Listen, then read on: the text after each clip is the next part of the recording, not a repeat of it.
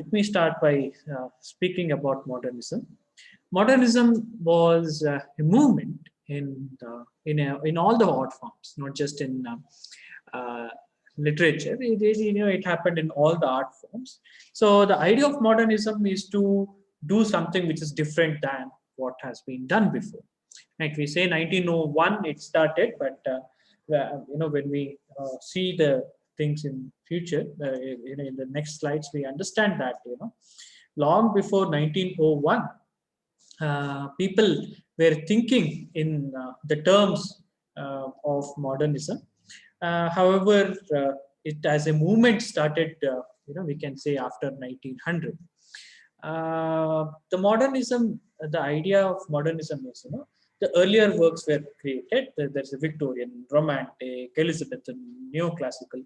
All these writings are written, and suddenly they thought, all these writings are, they follow a different pattern than what is suitable for today's world. So so they introduce new forms of writing to match the tone of the world at times. Okay, so that is modernism, and postmodernism is after modernism what has happened. So the question which is raised in the text is whether postmodernism is an extension of modernism, is a continuation of modernism, or is it an opposite of modernism?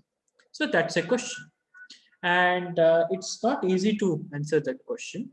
However, we know that it's not easy to answer that question, but again, it is difficult to define postmodernism itself, because there are no accurate definitions of postmodernism, right? And so that is why it is important for us to learn these two things, modernism and postmodernism, by comparison, okay? By comparing to one another. Let us see what are some of the features of modernism. Modernism is, features of modernism. We can say that,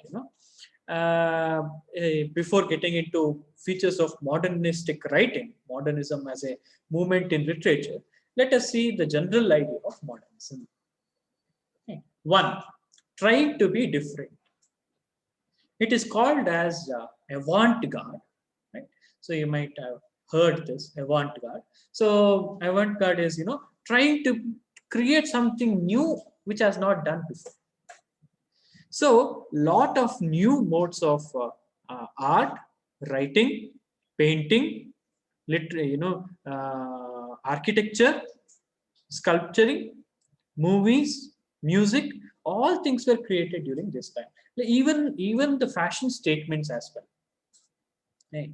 The hairstyle and dress. So all this has a great impact, has received great impact from modernism, right? So we usually say somebody is wearing ripped jeans. We say that it's a modern apparel, right? So there is a reason for it. It's not like it is not related to time at all. Actually, modernism is is related to the newness, the idea of newness.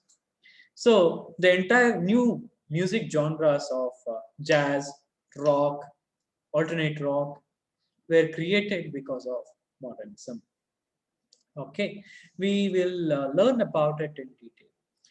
Whereas the postmodernism, there also we see creation of the new things. However, there also we see creation of the new things.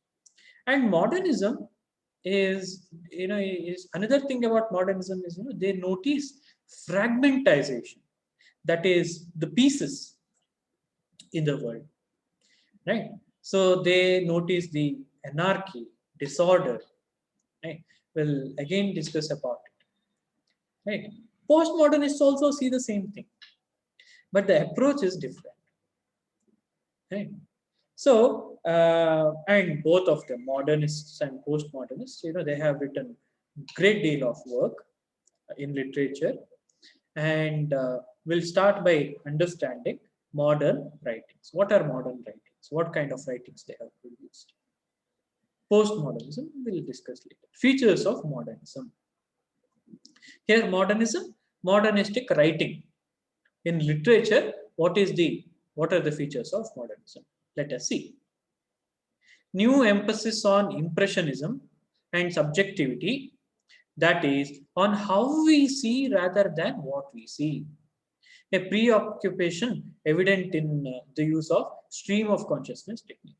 So here the thing is, how we see is not important. What we see, what we see is not important. It is important, but it is not as important as how we see things. That is, here, the mode of writing is important. The pattern of writing is important than the subject of writing. Right. So the best example usually I give is Love Song of Alfred J. Puffer. So the one of the stanza is given later.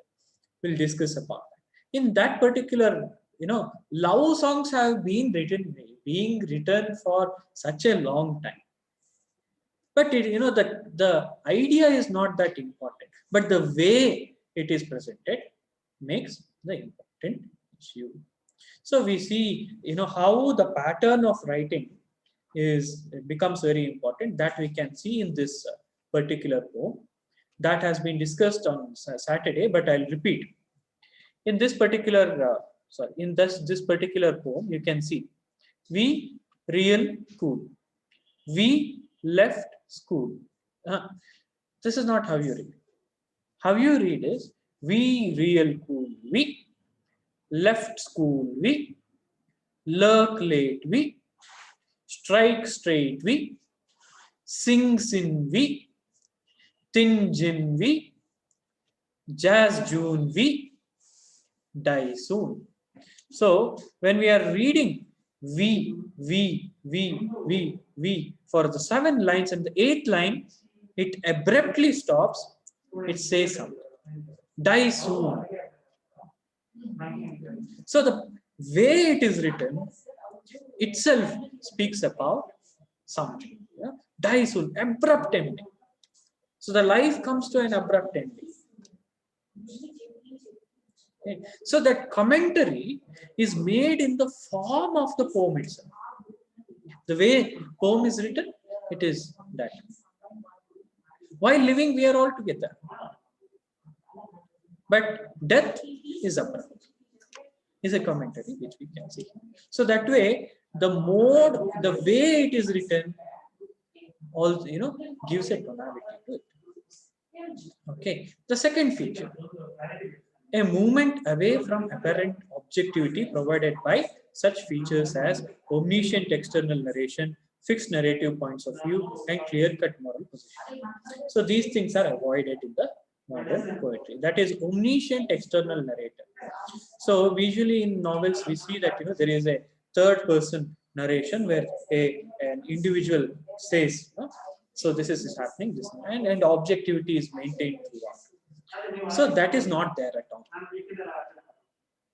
Right. So how is it possible? A first-person narration is present. So the novel goes not in the ways of he, she. It goes with the pronouns I. Okay. I had a feeling. I happened to come across this person. So that is one narration. Another thing is fixed narrative points. So the narrative points, in the sense, usually it is focused on one character, right? A usual novel, it is written through the eyes of one character.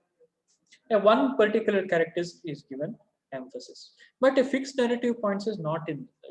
It might be omitted in the modern novels. That is,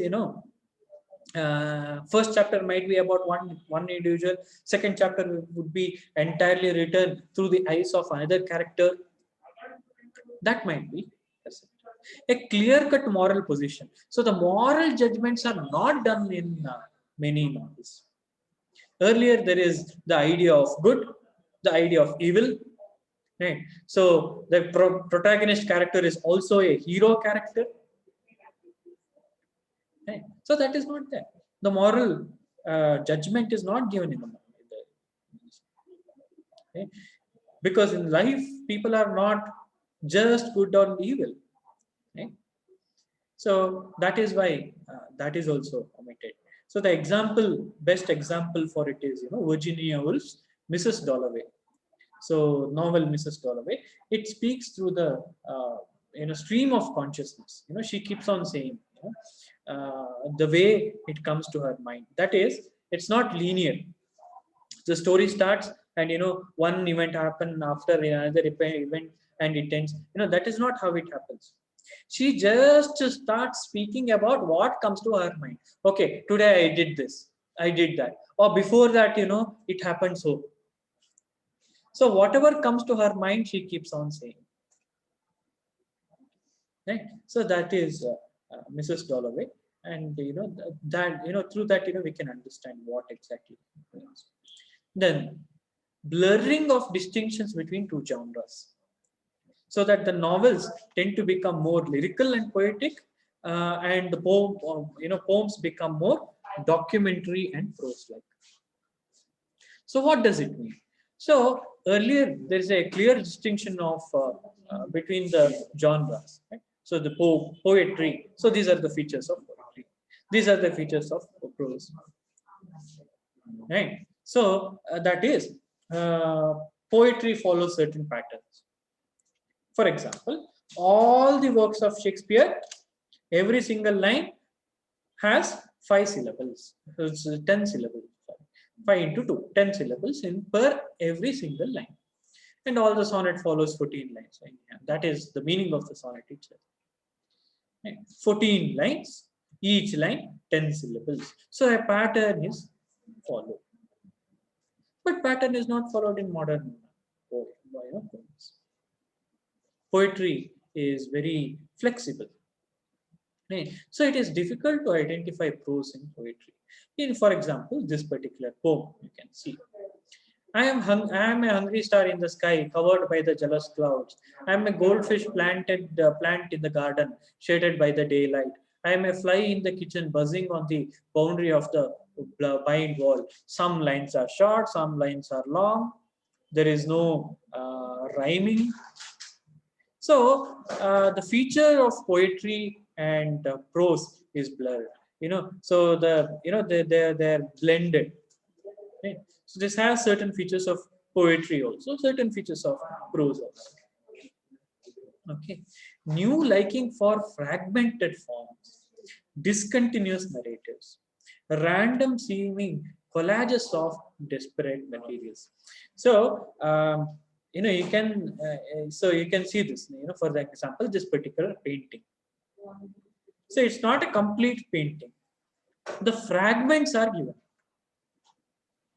By looking at these fragments, okay, this is a painting of a woman. We'll understand. Same in writing also. Certain stories are, they are just fragments. Their pieces are given. Their entire story is not, given to us. We collect we collect, we puzzle, what's that? Fix it together. It's like a puzzle. We fix the puzzle and we try to understand something. Right. So that is the nature. And another thing is a tendency towards reflexivity. What is reflexivity? Reflexivity is the poem speaks about poetry itself or the poet. Right. So it's a reflection. The poem is a reflection of the poet. Poem is a reflection of the poetry. So for poem as a reflection of poet, that we see many examples. One such example is given here. Okay. So this is Yeats' poem.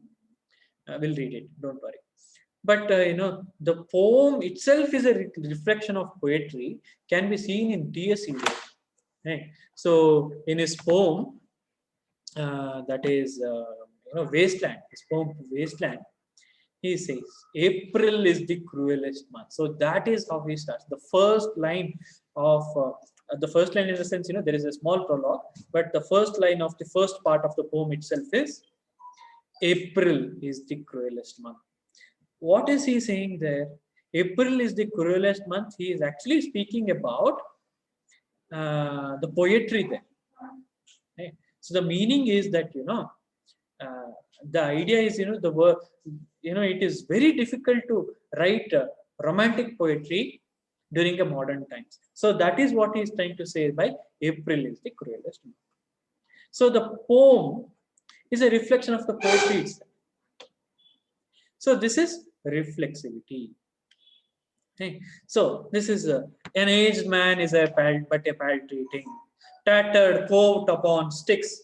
Unless soul clap its hands and sing, and louder sing. For every tatter in its mortal dress, nor is there singing school, but studying monuments of its own magnificence. And therefore, I have sailed to the seas and come to the holy city of Byzantium.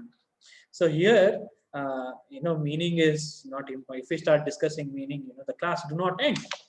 But the thing to notice is, the poet is speaking about himself.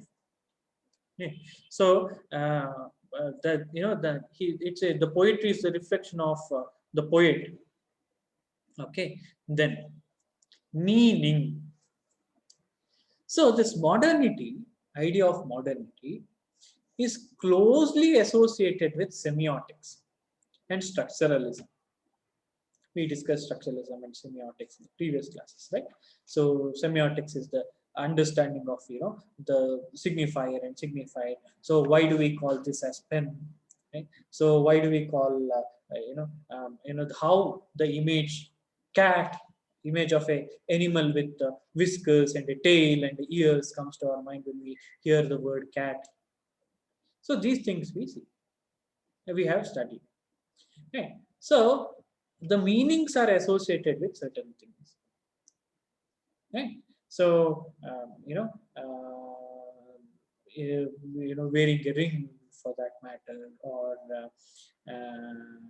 the people wearing Mangal Sutra and so on. We attach meaning to things. So what modernism focuses that they start understanding. So there are no actual meaning to the things around us. There are no actual meaning to the word around us. It is we who give meaning, and that meaning is being lost. That is the concern of modernists. So the meaning, we are losing the meaning, right? So example, how does a modernist think? Let me give you an example. Watch. Right? People, certain people, live without watch. For example, most of the time I do not wear watch. For certain people, they are only comfortable, looking at time through watch.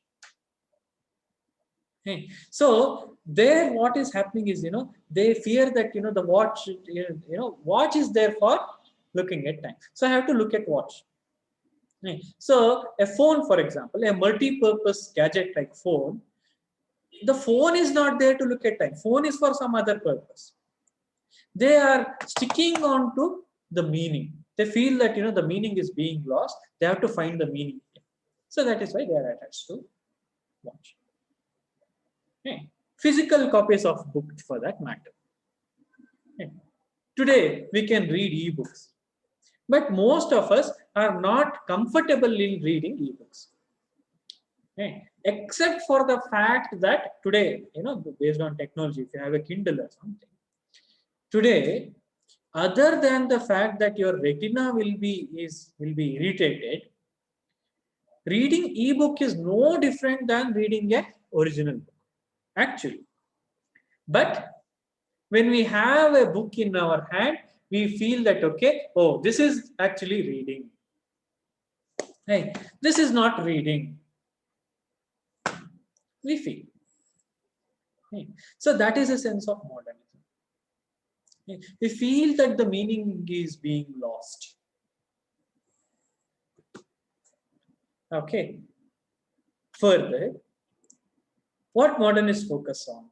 They focus that there is disorder everywhere, there is chaos everywhere, anarchy everywhere, loss of meaning everywhere, existentialism. There is no purpose for life. There is no purpose for anything. Yeah, and another thing is, purposefully being away from tradition. So the poetry is usually written in sonnets, so I will not write sonnets. I'll do something else.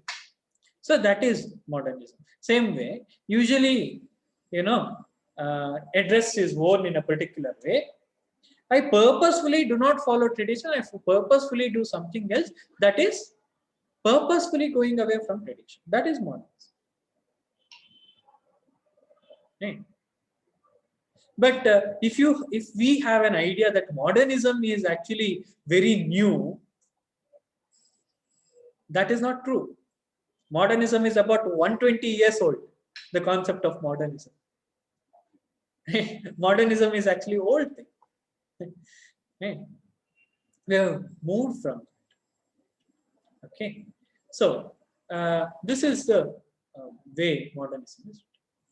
However, the difference between modernism and postmodernism comes in. Comes in. Modernism, they say that oh, there is disorder everywhere, there is chaos everywhere, there is anarchy everywhere. The meaning is losing everywhere. So modernists are concerned towards it. Whereas postmodernists believe that this is how world is. The world is meant to be a disorder. The world is meant to be a chaos.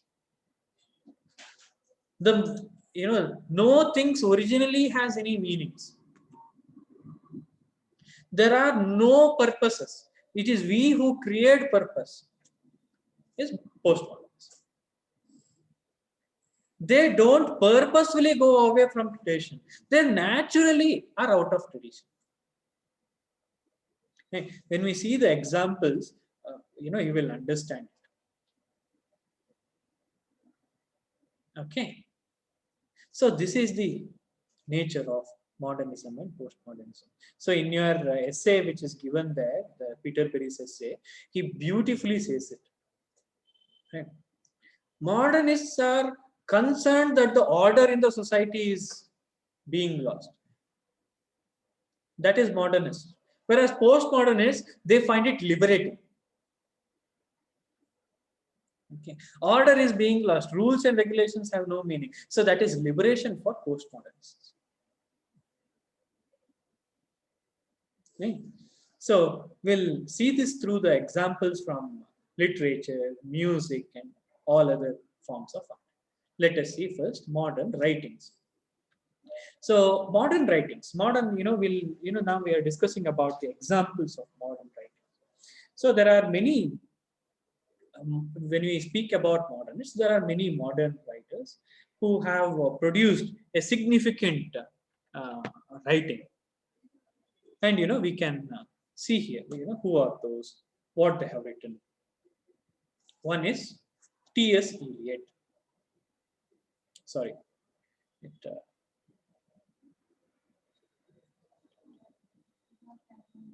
Yeah.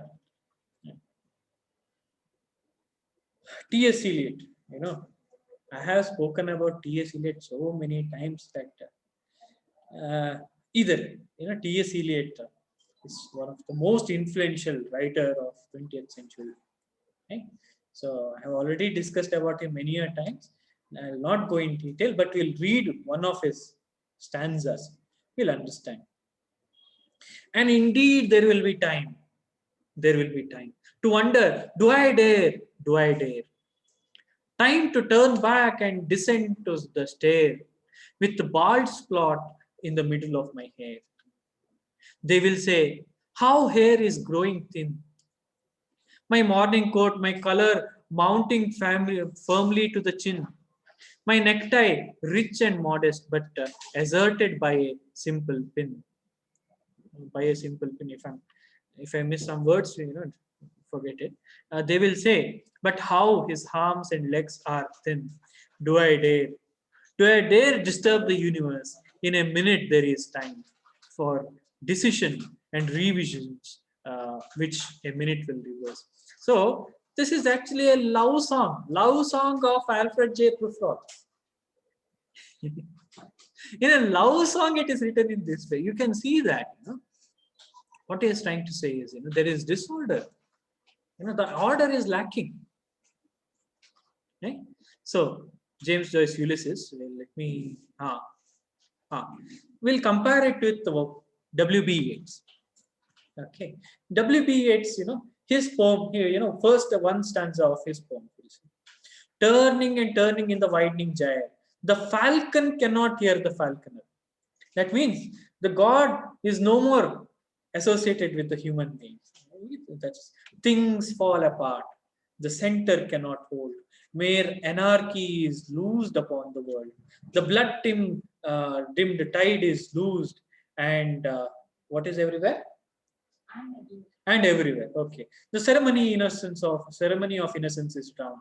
The best lack all the conviction, while the worst are full of passionate intensity. Okay? The best lack all the conviction, while the worst are full of passionate intensity. So you notice a kind of regret there in his words. He is regretting that the world is falling into anarchy. He is regretting that the world is not in order. Okay? Things fall apart. The entire world is falling apart. So this is what we see in modern writings. So while speaking about modern writings, then there is James Joyce Ulysses. James Joyce Ulysses is, why this example becomes very, very important is this particular novel, right? It has many chapters. Every single chapter is written in different style. One chapter is written in a style of classic novel. Another chapter is written in a style of, what is that? Dramatic monologue. Another chapter is written in a form of screenplay. Another chapter is written in a form of a drama. Right? So there is no one mode of narration. The narration changes.